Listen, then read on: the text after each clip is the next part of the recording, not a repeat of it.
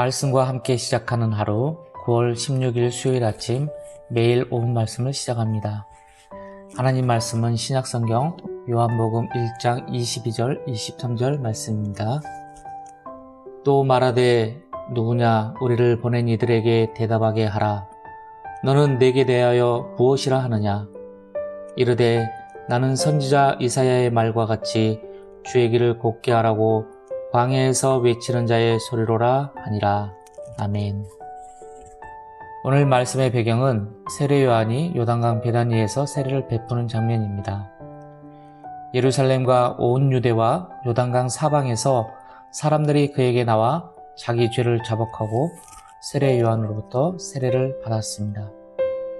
그러자 유대인들은 제사장들과 레위인들을 요한에게 보냅니다. 제사장과 레위인들을 보냈다는 것은 이 유대인들이 당시에 상당한 권력을 가진 사람들임을 알 수 있습니다. 이들은 많은 군중들의 시선이 예루살렘으로부터 이제 세례 요한으로 옮겨지게 되자 도대체 요한이 누구인가 알아보고자 한 것입니다. 그들은 요한에게 찾아와 묻습니다. 내가 누구냐? 굉장히 당돌한 질문입니다. 돌직구처럼 곧장 당신 누구요? 시비 걸듯 묻는 것입니다.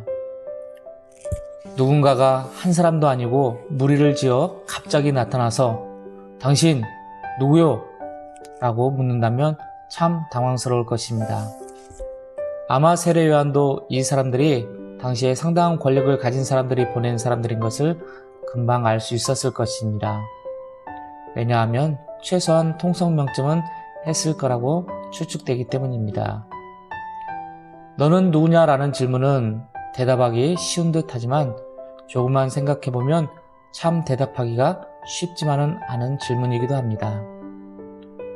누구냐라는 말은 인간이라는 존재와 관련된 상당히 철학적인 질문이기도 하니까 말입니다. 그런데 세례 요한의 반응은 이랬습니다. 20절 말씀 요한이 드러내어 말하고 숨기지 아니하니 드러내어 하는 말이 나는 그리스도가 아니라. 세례 요한은 주저없이 숨김없이 즉각적으로 나는 그리스도가 아니다 라고 대답을 합니다. 그러자 그들은 계속해서 그럼 누구냐라고 물었고 세례 요한은 이사야 선지자의 말과 같이 주의 길을 곱게 하라고 광야에서 외치는 자의 소리이다 라고 대답합니다. 그는 또 왜 세례를 베푸냐고 묻는 바리새인들에게 이렇게 말하기도 했습니다.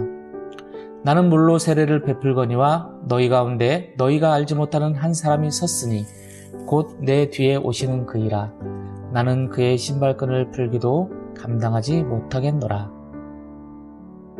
세례 요한은 자신을 광야에서 외치는 소리, 그의 신발끈을 풀기도 감당할 수 없는 미천한 사람이라고 자신에 대해 대답합니다.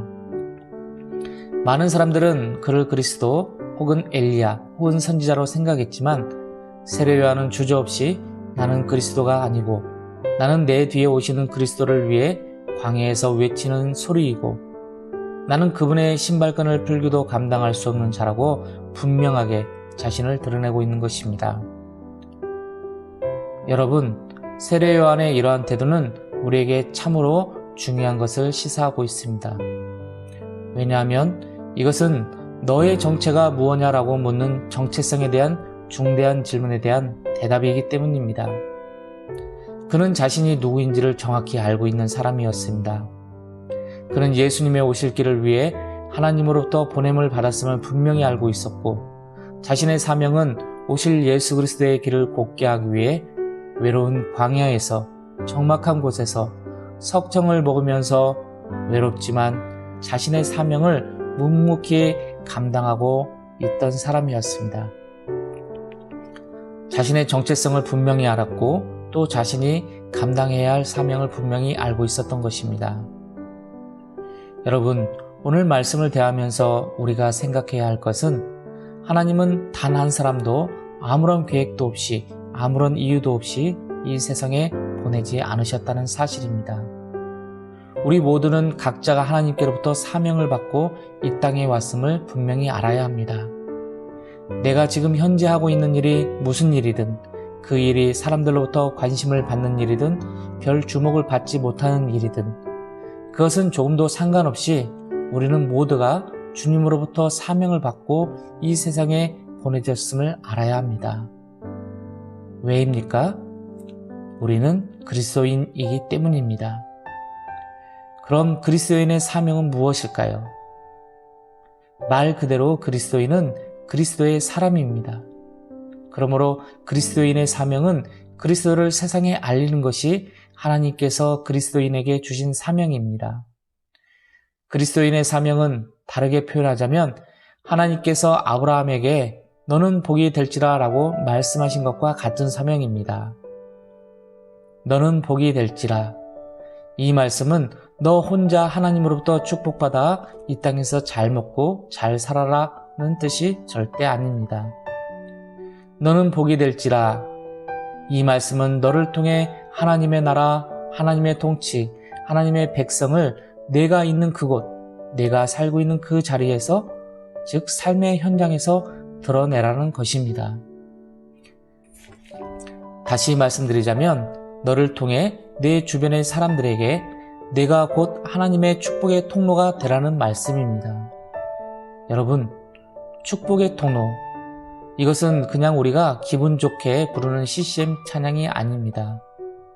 축복의 통로는 나를 통해서 하나님의 나라가 무엇인지, 나를 통해 하나님의 통치란 무엇인지, 나를 통해 하나님의 복이란 무엇인지를 내가 사는 내 삶의 현장 속에서 그것을 나타내라는 거룩한 하나님의 명령인 것입니다. 사랑하는 분우 여러분, 여러분은 누구십니까? 저와 여러분은 그리스도인입니다. 그리스도인은 자신의 생명이 자신의 것이 아니라는 것을 인정하는 사람입니다. 왜 그런가요? 예수님이 내 생명을 십자가를 통해 사셨기 때문입니다. 사도 바울은 갈라디아서 3장 29절에서 너희가 그리스도의 것이면 곧 아브라함의 자손이요 약속대로 유업을 이을 자니라 라고 예수를 믿는 사람은 다 그리스도의 것임을 말씀하고 있습니다. 여러분은 여러분 자신이 그리스도인이라는 사실이 자랑스럽습니까? 그렇다면 여러분의 정체성을 드러내십시오. 하나님은 여러분을 통해 하나님의 나라가 확장되는 것을 보기 원하십니다. 하나님은 여러분을 통해 세상이 그리스도의 사랑으로 충만해지는 것을 보기 원하십니다.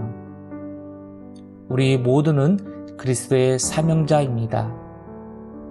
내가 그리스도의 사명자임을 기억하시면서 오늘도 여러분의 삶을 통해서 주님의 영광이 나타나시기를 간절히 소망합니다.